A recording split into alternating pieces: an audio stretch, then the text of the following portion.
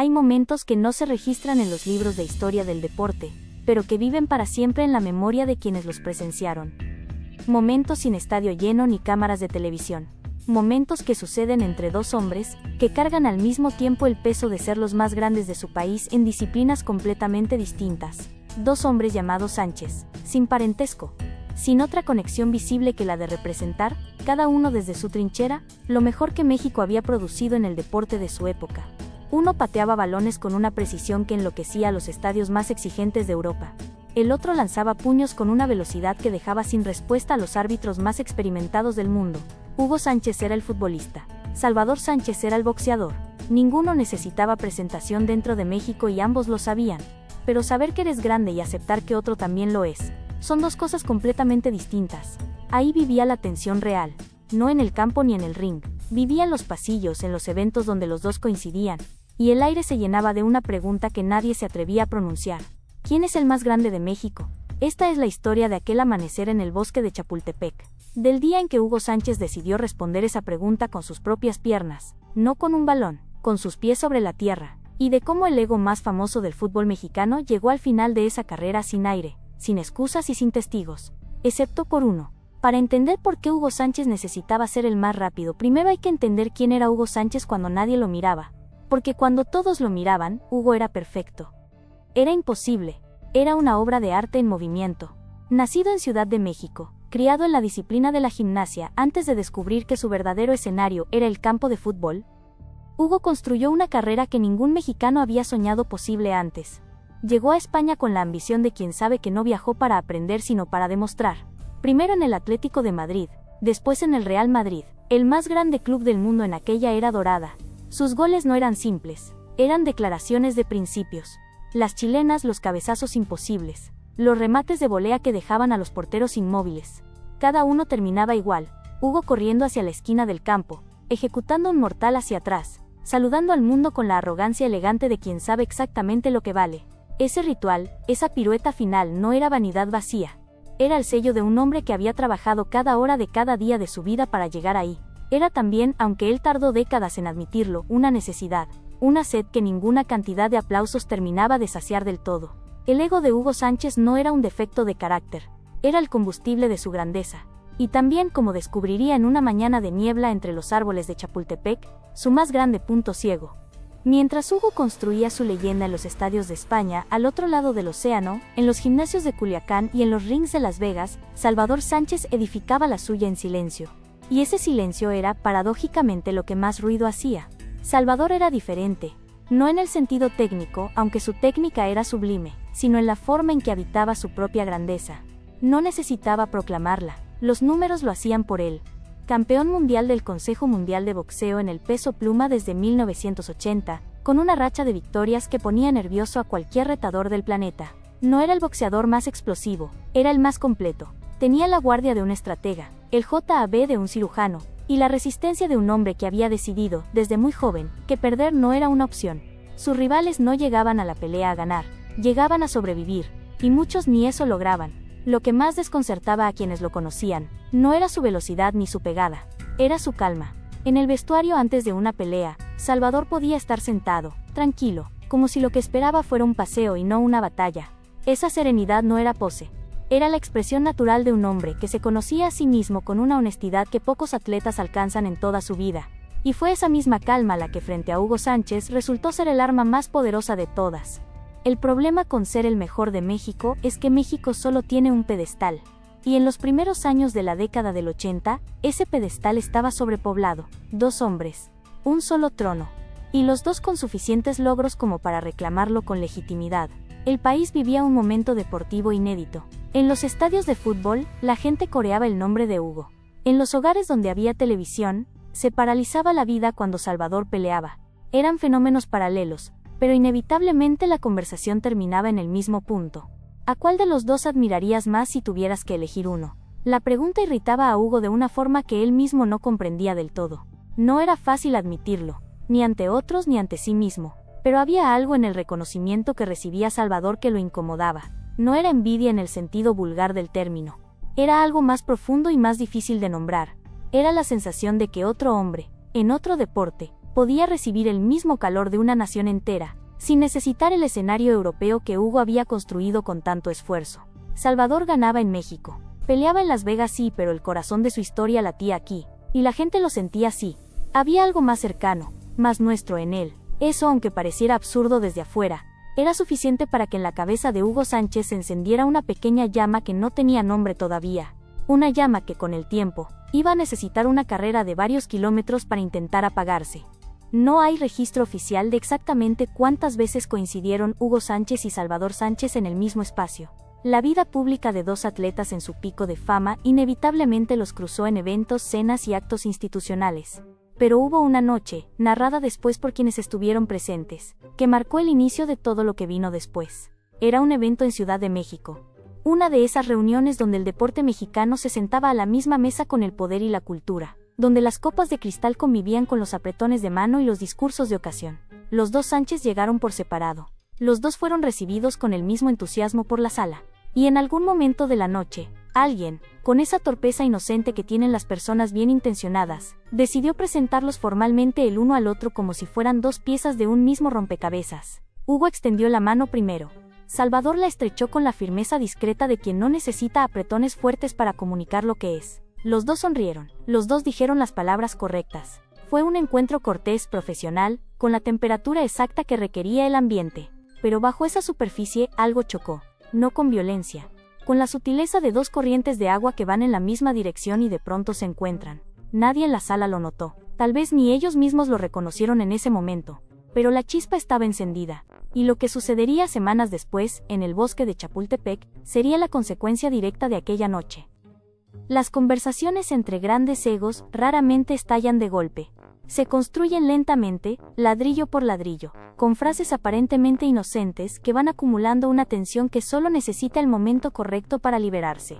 Aquella noche, después de los discursos y las presentaciones formales, Hugo y Salvador terminaron en el mismo círculo de conversación. Alguien habló de preparación física. Alguien más mencionó la velocidad como componente clave en ambos deportes. Y entonces la conversación derivó, de manera casi natural, hacia la pregunta que los dos hombres respondían de formas distintas. ¿En qué consiste ser el mejor en lo que haces?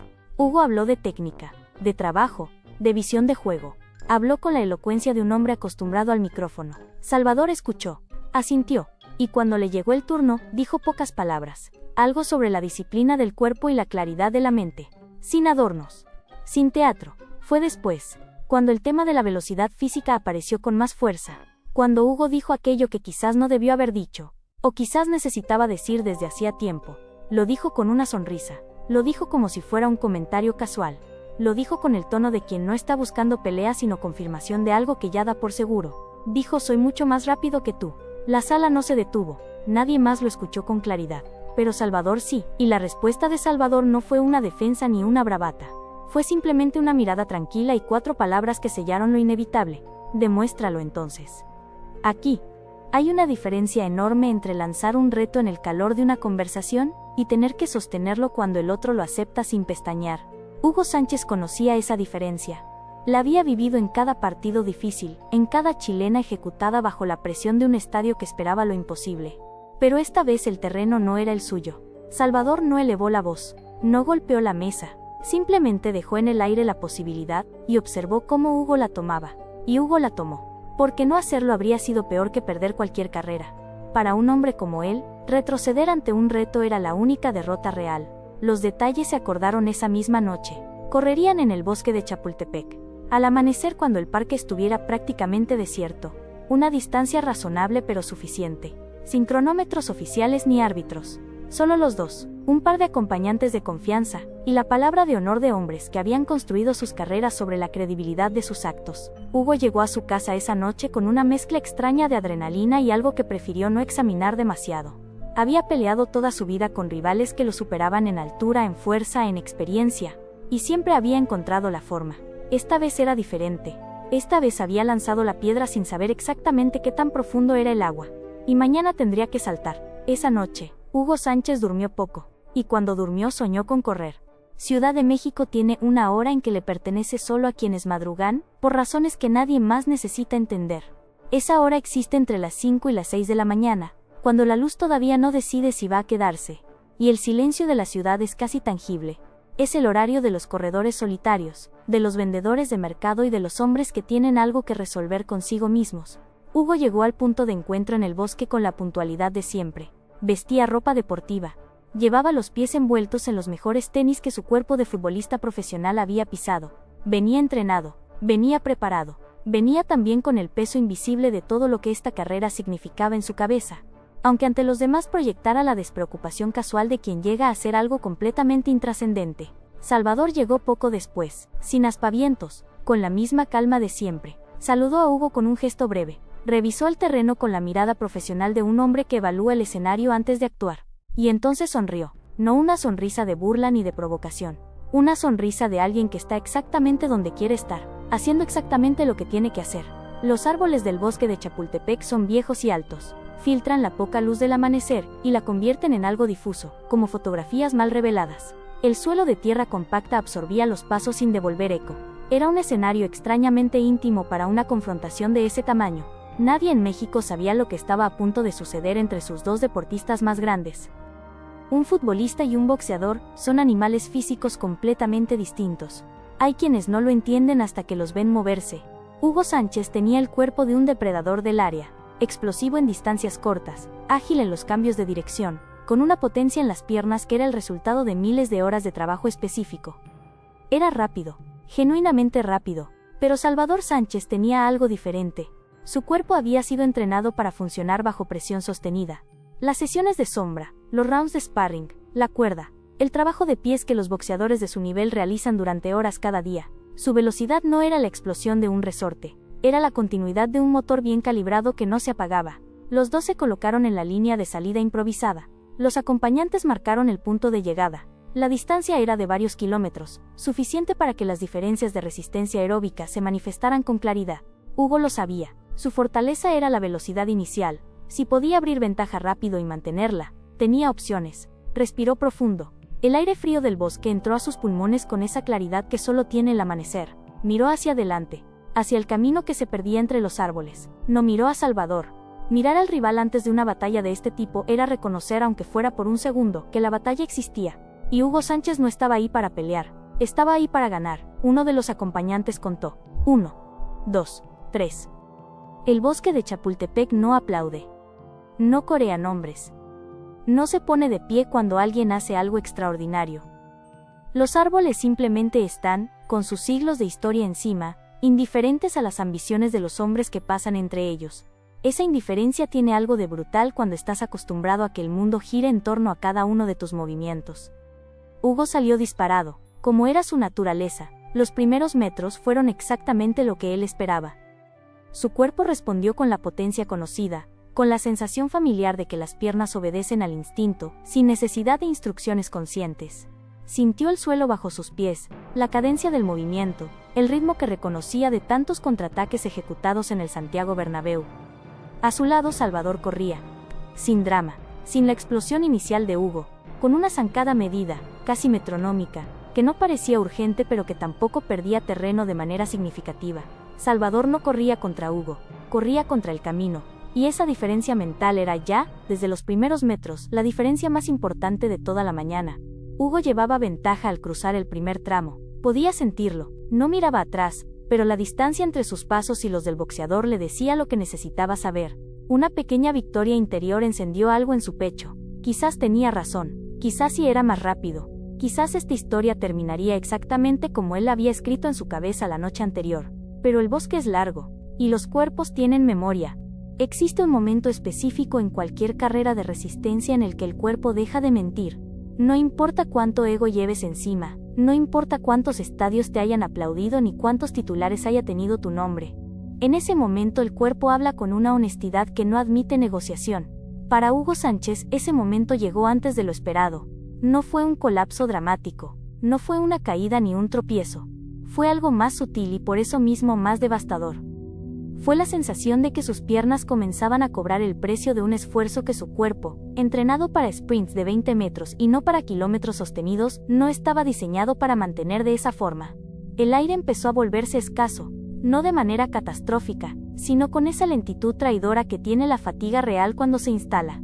El ritmo se cortó apenas unos segundos, una fracción de zancada, casi imperceptible para cualquiera que lo hubiera visto desde afuera. Pero Hugo lo sintió, y en ese mismo instante, escuchó algo que no quería escuchar: los pasos de Salvador. Cerca. Constantes. Con la misma cadencia de siempre, como si el tiempo y el esfuerzo no existieran para él. No aceleraba, no necesitaba hacerlo, simplemente seguía siendo lo que era, un cuerpo entrenado para resistir, para mantenerse, para estar ahí cuando el otro ya no tiene más. Hugo apretó los dientes, intentó recuperar el ritmo, y por un momento breve, lo logró. Lo que más recordarían después los acompañantes que presenciaron aquella mañana no fue el resultado en sí. Fue el silencio. Los dos hombres corrían sin hablar, sin mirarse, sin ninguno de los gestos teatrales que ambos desplegaban con naturalidad en sus escenarios habituales. Eran solo dos cuerpos moviéndose entre los árboles con la seriedad de quien sabe que lo que está en juego no tiene nombre oficial, pero pesa más que cualquier trofeo. Salvador Sánchez alcanzó a Hugo en el tramo medio del recorrido. No lo rebasó de inmediato. Corrió a su lado durante unos metros. Los dos al mismo nivel, los dos respirando el mismo aire frío de la mañana. Hugo lo sintió en su visión periférica, y algo en su interior se negó a procesar la información con claridad. Entonces Salvador avanzó, no con una arrancada espectacular, con la misma calma inquietante con la que hacía todo. Un paso adelante. 2. 3. La distancia entre ellos creció con una geometría implacable, sin prisa pero sin pausa, como el agua que sube cuando no hay forma de detenerla. Hugo intentó responder. Buscó en sus piernas la reserva que siempre había tenido en los partidos, ese depósito secreto de energía que se abre cuando el marcador está en contra y el tiempo se acaba. Pero ese depósito tiene una condición: funciona en distancias cortas, en arranques breves, en la lógica del fútbol, no en la lógica del camino largo. Y el bosque de Chapultepec es sobre todas las cosas un camino largo. Hay una humillación particular en perder una competencia que nadie más sabe que está ocurriendo. No hay multitudes que te vean caer, no hay comentaristas que analicen el momento, no hay replays ni estadísticas. Solo tú, el otro, y el espacio entre sus espaldas que crece como una deuda que no puedes pagar. Hugo Sánchez cruzó la meta con varios segundos de diferencia. Salvador lo esperaba al final, con la respiración apenas elevada, con esa maldita calma suya intacta. No hizo gestos de celebración, no levantó los brazos, no necesitaba hacerlo porque nunca había necesitado el gesto para que la realidad fuera real.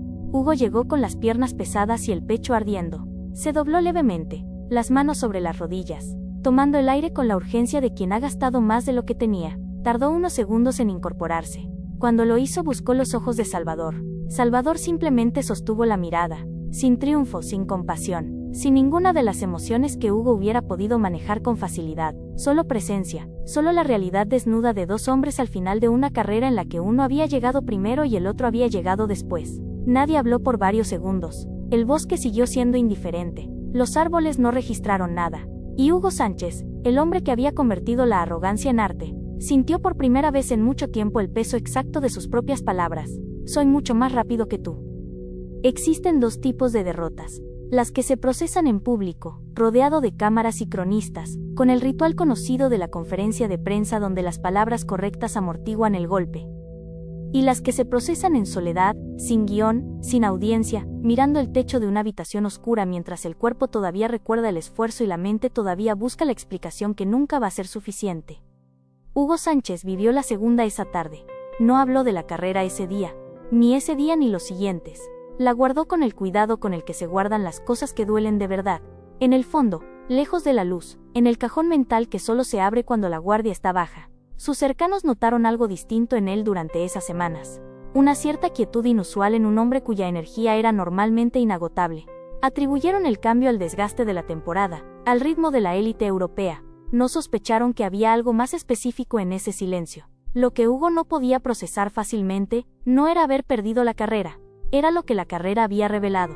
Que Salvador Sánchez, sin proponérselo, sin buscarlo, simplemente siendo lo que era, le había mostrado algo que nadie en los estadios de Europa ni en los diarios del mundo había logrado mostrarle. Que el ego, por más que sirva como combustible, también puede ser la razón por la que llegas tarde. Eso era lo que ardía. No los músculos, no el orgullo superficial. Algo más profundo. La sospecha de que el más sereno de los dos era, quizás, el más grande. Lo extraordinario de Salvador Sánchez en aquella mañana de Chapultepec no fue que ganó la carrera. Fue cómo la ganó y sobre todo lo que hizo después de ganarla. Que fue, esencialmente, nada. No convocó a nadie para contarlo. No usó la victoria como munición en ninguna conversación futura. No la mencionó en entrevistas ni la dejó filtrar hacia los círculos del deporte mexicano donde esa historia habría circulado como pólvora. La guardó con la misma economía con la que guardaba todo lo que no necesitaba ser público para ser real. Esa actitud no era fingida modestia, era la expresión genuina de un hombre que tenía perfectamente claro para qué hacía las cosas. Aceptó el reto de Hugo no para demostrar que era mejor, lo aceptó porque no hacerlo habría sido deshonesto con ambos. Había una pregunta en el aire aquella noche en el evento y esa pregunta merecía una respuesta. Salvador simplemente dio la respuesta disponible y luego siguió adelante. Esa capacidad de actuar sin necesitar que el mundo lo vea actuar era quizás la diferencia más reveladora entre los dos hombres. Hugo necesitaba el estadio, necesitaba la cámara, el titular, el eco de su nombre en miles de gargantas. Era parte de su motor, parte de su arquitectura interna. Salvador necesitaba el ring, el trabajo, la pelea. El reconocimiento era consecuencia, no objetivo, y paradójicamente, fue esa diferencia, más que cualquier resultado cronometrado, lo que convirtió aquella mañana en Chapultepec en la lección más importante que Hugo Sánchez recibió en toda su carrera. Hugo Sánchez regresó a España semanas después con su maletín de siempre, su confianza de siempre y su hambre de siempre. El Real Madrid lo esperaba con la exigencia implacable de un club que no acepta versiones disminuidas de nadie. Y Hugo respondió como siempre respondía, con goles, con chilenas, con el ritual de la pirueta final que ya era parte del folclore del fútbol mundial. Desde afuera, nada había cambiado. La máquina seguía funcionando. Pero adentro, algo había sido movido de lugar. No eliminado, no destruido, solo recolocado. Hugo siguió siendo Hugo. Siguió siendo el mejor mexicano que había pisado un campo de fútbol europeo. Siguió siendo arrogante con la arrogancia productiva de los grandes. Pero en algún rincón de esa arquitectura, había una habitación nueva, pequeña, sin ventanas, donde vivía el recuerdo de una mañana entre árboles viejos, y la imagen de un boxeador corriendo con calma mientras él se quedaba sin aire. Esa habitación no lo hizo más pequeño, en algunos sentidos lo hizo mejor. Hay ciertos tipos de conocimiento que solo se adquieren cuando el cuerpo los experimenta directamente, cuando no hay forma de argumentar en contra porque el argumento es físico, es real, es tierra compacta bajo los pies y pulmones que piden más de lo que tienes para dar. Hugo lo sabía, no lo decía, pero lo sabía. Y en el deporte de alto rendimiento, saber algo aunque no lo digas es suficiente para que cambie la forma en que entrenas, en que compites, en que habitas tu propio cuerpo. México siguió aplaudiendo a los dos. La nación no necesitaba saber lo que había ocurrido en Chapultepec para reconocer la magnitud de lo que tenía. Dos deportistas de talla mundial.